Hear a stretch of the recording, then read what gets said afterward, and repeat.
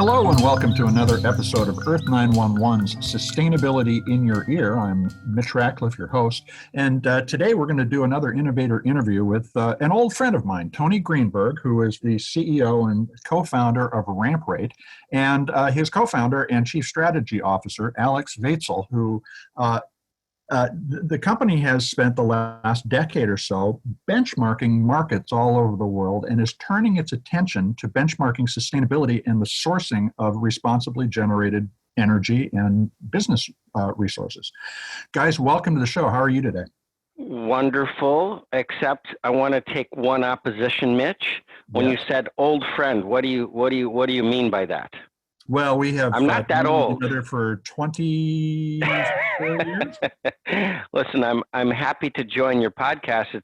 It's fun talking to a person that was in the same dialect as me at Microsoft, and certainly as someone who worked for a company with such a wonderful credit around sustainability as Microsoft, and for you to peel out and create a new energy around this 911 site is pretty fun. But I know you've been steeped in this for a long time, even while you were at Microsoft. So I'm thrilled to participate in sharing whatever knowledge we have on the space. Well, your knowledge is broad and fascinating. So let's first step back, and you're working on developing a score, Syzygy Impact score. And essentially, tell us what that means. You've been looking at how to lower the cost of electricity. You've been lowering the cost of data connectivity for companies. What is Syzygy aiming to provide companies in terms of making decisions about sustainable resources? I'm going to give you a quick framework, and then Alex will give you the meat, assuming that he's out of the rain there. When we started Ramprate 20 years ago, we found there was about 40% excess capacity in about every IT contract. And that meant from colocation to CDN to managed services to cloud and data centers, which interestingly enough were very sustainable because the lower the cost, the better, more sustainability was with hydropower and geothermal. Well, we got lucky, and so we got to be driving a lot of those disciplines early in the day. And over time, our attention started to become more focused on what does efficient spending look like. And while it's been mostly across IT, it's now broadening it out to all different forms of spend, because it's pretty simple to see that when you make a vendor choice, that's the biggest market in the world. There ain't no plastic straw, and I say ain't affectionately.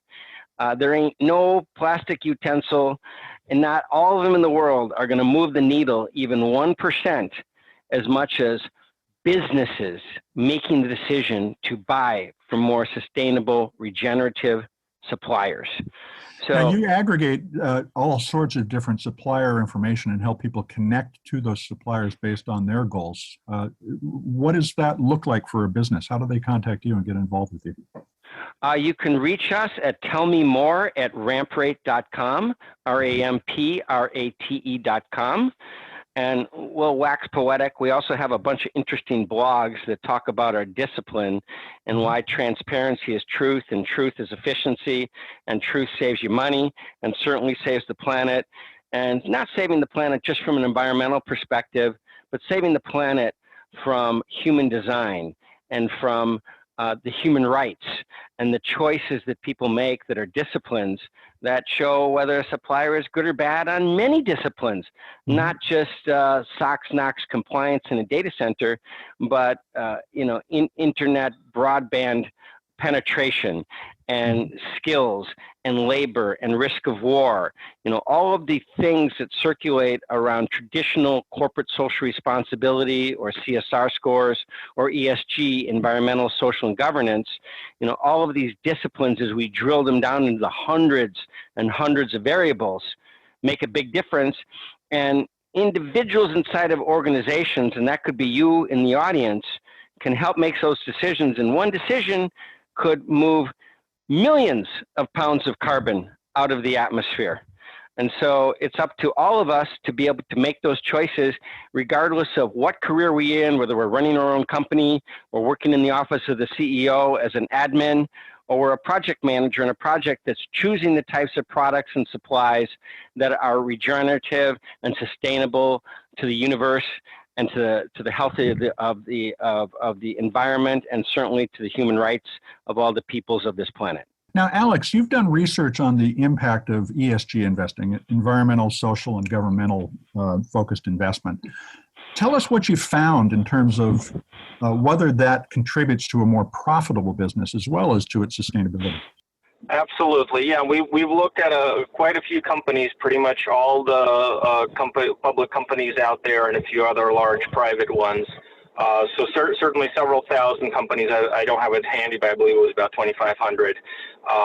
And we've found that in general, there is a very strong correlation between ESG scores, and there are a number of ratings agencies out there, so some of them don't always agree, but in general we found a strong correlation between these scores and the overall profitability of the company. Now the open question is, which direction does the arrow lie? Is it that more profitable companies find luxuries to invest, so to speak, including ESG and CSR, or whether it is those sustainable factors that lead to that in the first place? So we're doing some time series analysis to kind of untangle that a little bit. My personal favorite hypothesis and suspicion is that it's actually enlightened leadership that leads to both. That if you have the types of leaders that can consider multiple factors, multiple risks, and multiple directions for the future, then you will have both sustainable growth as well as a high profit margin included.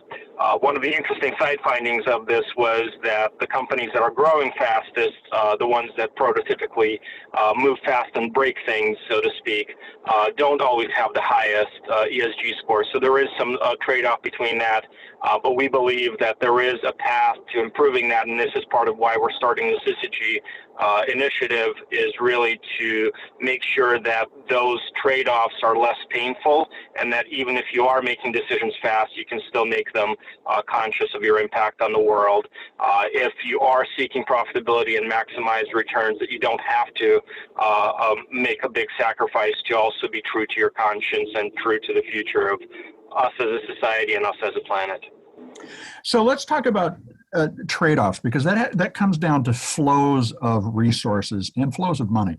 And 10, 15 years ago, when you first started Ramprate, you were looking at the balancing of data running through the internet. And you were looking at how to balance that so that you could distribute the traffic to places, to different servers, in order to provide the lowest cost but highest performance internet service to your customers. Today, we're able to measure and treat as flows all sorts of different things, including electricity. So how many more things are you measuring? What variables do you take into account when you look at the trade-offs that people can make as a business when considering sustainable investments? Sure. So in general, even before you get to sustainability, there are a lot of dimensions in enterprise sourcing. Obviously, there's cost and contract terms. There are operational risks that you take in terms of, does somebody have an extended track record? Do they have the staff and the facilities and the capability to perform according to the commitments that they make? There are, financial considerations. Is the company going to go out of business, etc.? And historically, CSR and ESG have taken a relatively minor role. I would say, on average, over the last, it's actually been 20 years that we've been doing this. Mm-hmm. It's been about 5% of their decision factors. I think some of the research we're doing on how this correlates with profitability and success is aimed to increase that. But even if you drill down into this specific, let's call it 5% number for now, there are quite a few different dimensions to it. There is the environmental dimension of, your emissions, the pollution of your suppliers, of their environment. There's also the factors relating to their treatment of their employees and staff. There are factors of them promoting general social equity. There are factors of them being transparent and truthful in their financial disclosures and not essentially defrauding anybody. All of these things actually go in under the larger umbrella of both a well-run company and a sustainable company.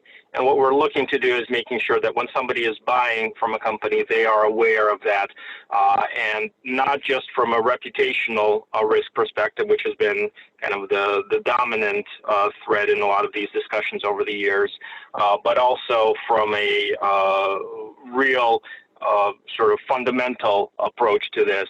So a big challenge we're facing right now is the success of what's called greenwashing. This is the ability to appear as though you are sustainable and good and warm and fuzzy, but at the same time not having the underlying fundamentals. So one of our goals is to discern which companies are really doing this intelligently and making a solid impact versus those that are doing this as a PR move, and going in deeper beyond those kind of top line scores and the headlines and the press releases is really what allows you to quantify that and to compare somebody to their competitors, even if they might be focusing on very different areas of impact. You know, in terms of one company might be focused on making the most impact for their employees, while others are reducing carbon. How do you make those trade-offs? This is a lot of the complexity that we helped people with in the IT world, and we're helping people in the sustainability world to deal with now. So what kind of data are you putting together? And just by the by, we have been partnered with CSR Hub to provide scores for companies at various times in articles. So some of our readers are aware of their score. How does what you're doing differ from them, and what other information are you drawing together to create that kind of distinction? Before Alex says that, I want to mention a couple things. One, we are CSR Hub groupies. And have used Cynthia and Bahar's data for years in helping drive some of the disciplines. I want to mention one thing before I turn over to Alex for the criteria around these things, but I also want to mention that interesting investors, amongst the best, you can look up a guy named Tony Davis, which I don't know what the name of his current company is. It was Anchorage, and I'll figure it out. But Tony Davis, he's a legendary ESG investor. And we were on Necker Island with Branson a few months back, and we sat around and we were talking about, you know, a lot of sustainability issues. And my mind was exploding from what he was telling me. And I said, well, tell me, Tony, what is it that really drives these companies to perform? You go in like a Carl Icahn and you take over these companies and you force them into being sustainability, even though they may not want to be. I said, how do you do that? He says, well, it's very easy, Tony. Their compensation is 40% tied to their performance on the ESG metrics and criteria we put together. So therein, we learned that the price targets, not only for governments and for businesses, must be in parity with the individual, so that everyone's interests are aligned. And you know, we've seen this for so many years, for 20 years in IT outsourcing, and that is people come to us and say, "Can you reduce the cost?" And we and increase the performance. And we say, "Well, let me ask you a question: are we going to be competing with your internal staff, or are you going to incent them to help us? We'd like you to award them X% of dollars as a result of the success of Ramprate's efforts. Will you do that? If not, we don't really want to play ball because we don't want to be in competition with your team. Because at the end of the day, Mr. Buyer or Mrs. Buyer, we'll just say buyer, you have to make a decision. Is IT going to be a cost center or a profit center? And what are those disciplines that will start to drive human behavior to make your systems, your footprint more efficient?" And so taking a lesson from Tony Davis is important, all the way down to the targets around how it benefits us and what's in it for me are also critical in sort of taking a lot of this amplification of environmentalism and putting it pedal to the metal. Yeah, you're absolutely right that every step in the life cycle needs to be aligned with incentives to participate in this rather than to fight against each other. But let me ask Alex now. So what other information are we bringing together here in order to better understand the performance of the company? So our goal is not really to build a better index. We have used CSR Hub. We have used a variety of others, Sustainalytics, RepRisk, MSCI, and there's a new one that we're working with on the vibrational index of the company. It's really not about picking necessarily the right metric. It's picking which metric best fits your culture and your goals as a company. One of our mottos at Ramprate for years and years has been, there aren't good and bad suppliers or products, there are good and bad fits. And this applies here as well. So our goal is to diagnose the culture of the company. What is it that you view as really important in driving success? And what are you incenting, as Tony said, your staff for? And then find the right match to that in terms of culture throughout their supply chain, so they can identify and verify who is pursuing those same humanitarian goals. If I'm the type of person that's going to pay all of our employees a living wage throughout, how do I make sure that I'm buying from companies that do the same? If I have a massive and aggressive carbon reduction target that I'm trying to hit internally, how do I make sure that all of my partners are aligned to the same goals? So the goal is less about picking a metric and more building a consensus and a fit score around all of these different metrics. So taking all of these different dimensions and then, as we do in the technology world, weighting them appropriately to their relative importance in the company's culture and decision making. So you've got a quiver of metrics that you can provide somebody the right one. We are absolutely agnostic and not proud. There's no such thing as not invented here. If somebody comes to us tomorrow and says, "Hey, I have a better way of measuring sustainability," and we can verify and validate it and see that it separates greenwashing from real impact, we're absolutely open to including it. Our goal is to help companies make sense of it, make sense of the fact that there are 5 data sources, that each of those data sources have 5 dimensions, and how do I get my arms around what's the good decision among all of this, and not just the sort of feel-good decision, but also good for me as a company and as a business. So now, how does Ramprate make money doing this? Because I think you guys really came up with a great model with IT, and you're extending it into something new. Yeah, so I can cover off on the money making in that Ramprate is built on standing behind its performance. So whatever we charge our customers up front, we guarantee actually financial savings in terms of IT operations of at least 3 times what we charge. So that's a performance-based business, and we are really trying to bring the same here. The big challenge here is getting to the metrics that companies will recognize and agree to be judged on. So sometimes it's going to be a CSR Hub score, and if we say, hey, if we get the average CSR Hub score of your suppliers from point X to point Y without impacting your cost, without impacting your service levels, we want a certain performance bonus based on that. Sometimes it's going to be a different score. Maybe it's I want to get my own sustainability scores up in CSR Hub or Sustainalytics or MSCI, whatever the sources that they use. But ultimately, our goal is to be able to be performance-based. I think we're still in the early stages of figuring out exactly how that's going to work. But it's certainly a core part of our ethos and something that we wish to extend. We don't want to charge anybody hourly because that just really encourages analysis paralysis rather than real action. We're all about real action, real transaction, real change fast. I got savings or a goal accomplished that has a monetary value. Well, you have to realize that savings or performance is driven by many factors, Mitch. Right. And you have price, performance, and flexibility inside of IT. In the same way, which is kind of where Syzygy, and I'm not going to tell you what the 3 models stand for, but Syzygy is the alignment of the celestial bodies, the Earth, the Moon, and the Sun.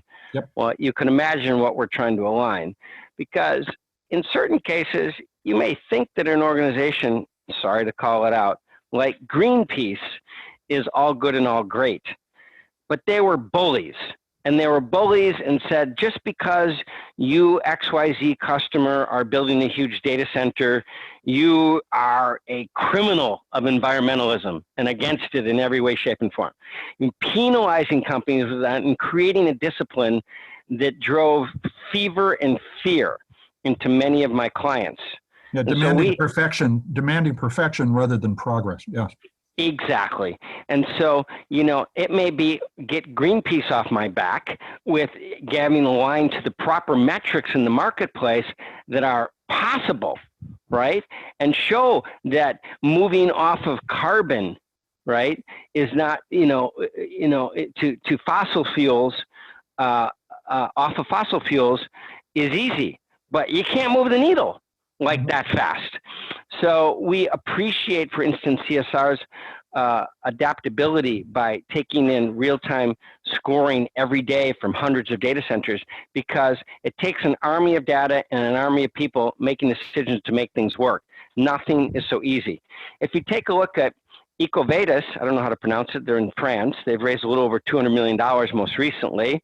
They have a business model, as far as we can tell, that the customer signs up, and then they force the supplier into a framework that may or may not make sense for them. And they say, if you're not EcoVadis certified, therefore you're not sustainable. It's not that cut and dry. Because if you take a look at, for instance, a company such as the company that owns Pottery Barn and Williams-Sonoma and West Elm has a magnificent sustainability program, yet, Pottery Barn may have some of the worst Chinese suppliers you ever thought of. Yeah. Right. So if you take a look at Whole Foods, you can't just say, oh, they're eco-conscious, because there's a lot of stuff that's very dirty in their supply chain. So you can't say Amazon's good or bad or Microsoft's good and bad. You have to go and drill down into a particular segment or division or a process to look at if they're doing all that's possible within the framework of being reasonable in terms of its profitability and its efforts in terms of the return. And so that's the first thing I wanted to mention. And of course, that allows you, if you do it right, to apply the additional productivity or savings to your next step towards sustainability. And I think that's an important thing to keep in mind. This is a fascinating conversation, but I want to ask two more questions, and then maybe we'll do this again. But the first is, and we have talked a little about this, do you see that younger managers and investors, so the fund managers who are managing all the money on Wall Street, are more inclined to spend to achieve sustainability than their older counterparts? I'll answer it first, and I'll turn it over to Alex. We studied. Well, first of all, we like to think of the Goldman Sachses and the Vanguards as stodgy old white guys that look more like God or our rendition of God than our peers and some of the millennials and the 30, 35-year-old money managers that are in charge of billions of dollars of decisions. Mm-hmm. Well, we found through our knowledge and through talking to many of these people that their first priority isn't always about profits. They may elect to be 25% of their stuff should be around sustainability and ESG measured. Some of them are 100% around sustainability and ESG measured initiatives. So investments, which is different than operating criteria, is radically shifting. You can see these by multi-billion-dollar announcements being made by the BlackRocks and the Goldman Sachses of the world on a daily basis. Organizations like, some silly stuff like, JetBlue says they're going to be 100% sustainable, but it's ridiculous, or carbon offset. But if you take a look wholeheartedly at the space, it's unconscionable to not be eco-conscious and not be human rights conscious in this day and age. And I think it had to come up, coronavirus. We're already seeing the wheels come off the cart as we see where some of the Chinese factories have skimped, or so it's reported, on and had human rights violations around cleanliness of food facilities and things of that nature. I mean, this could happen anywhere. It's not a Chinese rendition, but we have to be conscious that putting the money and the time and the energy into wonderful facilities that are serving the earth and its people are paramount to our safety as a humankind. And what do you see, Alex? I mean, I know you've looked at this from a quantitative perspective. Well, and I'm kind of in between, and I'm not quite young enough to be a millennial, but, a little younger than y'all. I think, some of this has to do with where people are coming from and, again, what they prioritize. There is definitely a sense that you can't ignore it. Some of the same companies that are right now saying that, all investments have to be linked to sustainability. 10 years ago, we're telling me if coal is 1 penny cheaper, I'm going to be buying my data center power from coal, and I don't really give a damn. So there's definitely been a sea change, but I think there's also a prioritization change in that there is a, if you will, absolutist wing, and then there's a gradualist wing. And the absolutist wing is somebody that would say, "Hey, ban GMOs, ban things that are non-organic, that are unhealthy, et cetera, et cetera." And the more sort of step-by-step wing is basically saying, "Look, the whole world can't afford to necessarily transition day one. If you ban GMOs, that's going to mean starving people in less developed countries in a short while." And you really need to look at the picture more holistically and balance those factors of, okay, how do we evolve a sweatshop into a living wage type of company, as opposed to, tear it down, shut it down, and buy local.